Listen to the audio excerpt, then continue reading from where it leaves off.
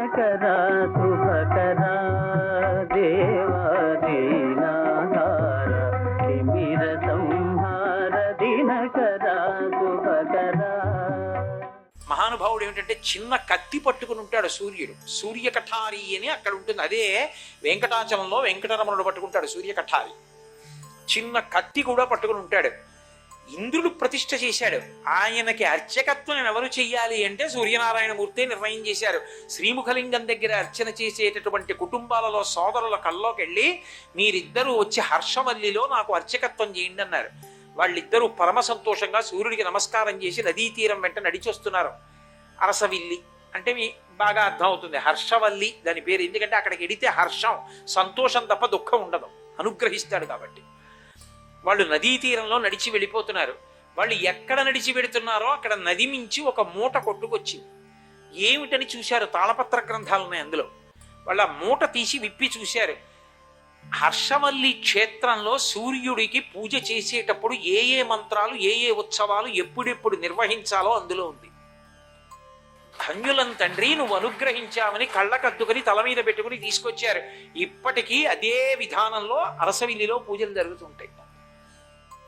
చిత్రం ఏంటంటే చిట్టి పనస మీకు అక్కడే కనపడుతుంది. పనస అంటే పెద్ద పెద్ద పనసకాయలు ఉంటాయి. అరసవిల్లి క్షేత్రంలోనే స్వామి దేవాలయానికి పక్కకెళ్ళి కొద్దిగా చూస్తే అక్కడే ఓ పనస చెట్టు ఉంటుంది.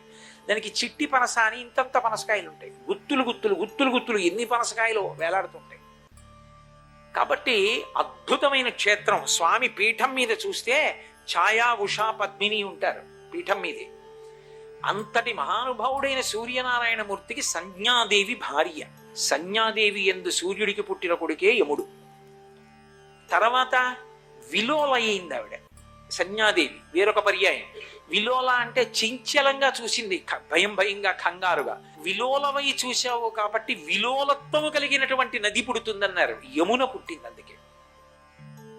వేరొక పర్యాయం వైవస్వతుడు జన్మించాడు. ఆయనే మనువు. ఆయనకి సమస్త ధర్మములను సూర్యనారాయణమూర్తి నేర్పాడు. అందుకే మనువు యొక్క సంతానం కాబట్టి మనుష్యులు. అక్కడ నుంచే మనుష్యులందరికీ కూడా ధర్మశాస్త్రం అలవాటైంది. మహానుభావుడైన సూర్యుడు చెప్పింది అదంతా. కొడుకుకి గురువుగా నిలబడ్డాడు ఒకప్పుడు. అందుకే ఆ రామచంద్రమూర్తి యొక్క వంశక్రమం ఏమిటి అని అడిగినప్పుడు అందులో ఈ విషయాన్ని చెప్తాడు మహానుభావుడు వశిష్ఠ మహర్షి.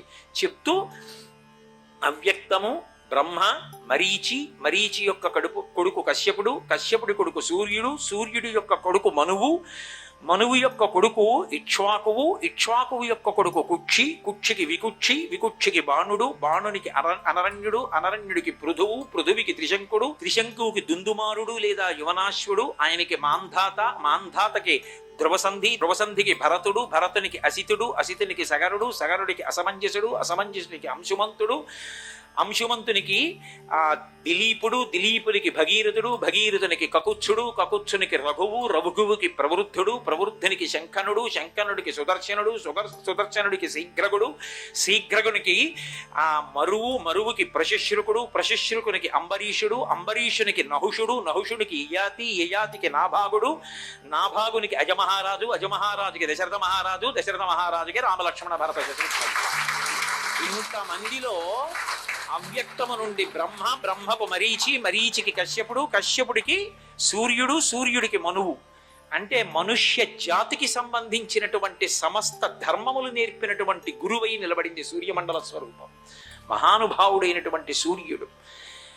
ఆమె ఆ సంజ్ఞాదేవి తన ఛాయని చూసింది ఒకసారి. తన నీడనే చూసి ఛాయాదేవిని తన స్థానంలో ఉంచి ఆమె బడబా రూపం, ఆమె ఒక హయ రూపాన్ని పొంది ఉత్తర కురు దేశముల యందు తిరుగుతూ తపస్సు చేస్తోంది.